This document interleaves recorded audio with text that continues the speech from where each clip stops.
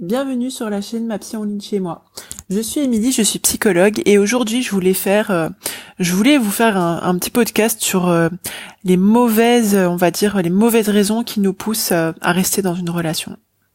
D'ores et déjà, je vous invite à me laisser un petit pouce levé, un petit pouce up si vous avez apprécié ce podcast, à rebondir sur le podcast en commentaire si ça vous évoque des choses ou si vous avez des questions à vous poser. En tout cas, je lis vos commentaires avec beaucoup d'attention. Et puis, vous abonner à la chaîne si ce n'est déjà fait avec le petit bouton en haut à droite de votre écran. Alors dans ce nouveau format de podcast, ce que je vous propose en fait, c'est de partir d'un cas concret pour essayer justement de comprendre les tenants et les aboutissants d'un processus, d'un phénomène. Là, en l'occurrence, les mauvaises raisons qui nous poussent à rester dans une relation. Alors là, il ne s'agit pas d'une relation de couple, mais je pense que cet exemple, il peut tenir aussi, il peut avoir vous pouvez rencontrer la même problématique que dans une relation d'amour, une relation de couple. Une patiente en fait qui est amie avec une autre femme, depuis quelques années, et puis elles se disputent souvent. Disons plutôt qu'elles ont des discussions animées, argumentées, animées, dans lesquelles, à l'issue de ces discussions-là, eh bien, elle se sent pas à l'aise, et puis et elle y pense en fait après pendant plusieurs jours, et elle se trouve complètement illégitime de repenser, de ressasser ça, etc. Pour elle, ce ne sont que des broutilles. En fait, elle se comprend pas dans le fait de, d'accorder de l'importance à ça, puisque ce ne sont que des enfantillages, si je peux dire ça comme ça. Et en fait, comment on va en extraire à partir de cet exemple-là les mauvaises raisons qui nous poussent à rester dans une relation? Déjà, quand on passe du temps avec une personne et que, en fait, on passe pas des bons moments avec une personne et que la relation tourne au combat d'ego, c'est-à-dire où on argumente, etc. Chacun avoir raison, etc. Déjà, on peut se poser la question de qu'est-ce qui nous pousse à accepter ce type de relation, c'est-à-dire une relation qui n'est pas harmonieuse, où il va y avoir beaucoup de disputes, où il va y avoir qu'il n'y a pas d'entente, où on se sent pas compris ou comprise, et on se sent pas entendu, on se sent pas considéré en tant que personne. Alors elle, je l'ai donc invitée à réfléchir sur le fait du pourquoi elle reste dans cette relation-là.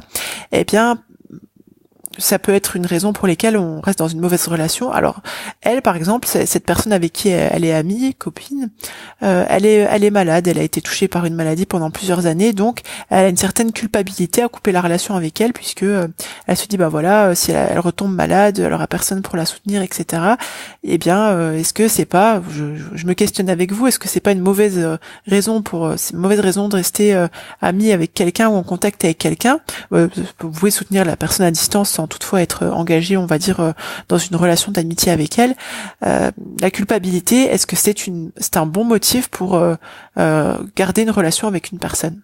Dans la mesure où, la patiente avec qui j'ai discuté, ça la nuit, elle ne trouve pas son compte, et finalement elle se rend compte qu'elle partage pas les mêmes valeurs que cette personne-là, eh bien, la culpabilité, ça peut être une mauvaise raison de continuer une relation.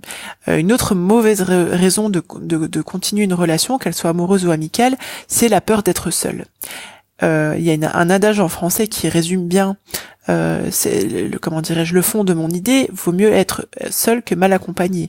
Est-ce que vous vous respectez en fait dans cette crainte de la solitude, en fréquentant, en subissant quelqu'un qui ne vous convient pas, et qui probablement vous ne convenez pas puisque vous ne vous entendez pas?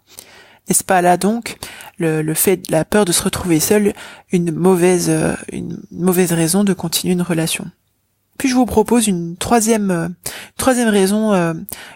mauvaise raison de rester dans une relation, et bien c'est la peur de perdre. Alors ça peut être la peur de perdre des avantages matériels. Si par exemple cette personne-là, elle vous invite souvent au restaurant, ou elle vous invite souvent au cinéma, ou elle vous fait profiter d'avantages matériels, et pour profiter de cela, eh bien vous subissez quelqu'un avec qui vous entendez pas, qui vous rabaisse, ou qui vous parle mal, ou qui vous infantilise. Est-ce que c'est une bonne raison de continuer une relation? Je ne pense pas. Je pense que vous serez d'accord d'ailleurs pour agréer avec cela, que il vaut mieux être avec quelqu'un de modeste financièrement, avec qui vous vous entendez bien. Si vous voyez d'autres mauvaises raisons de rester dans une relation, eh bien je vous invite à les partager avec nous en commentaire.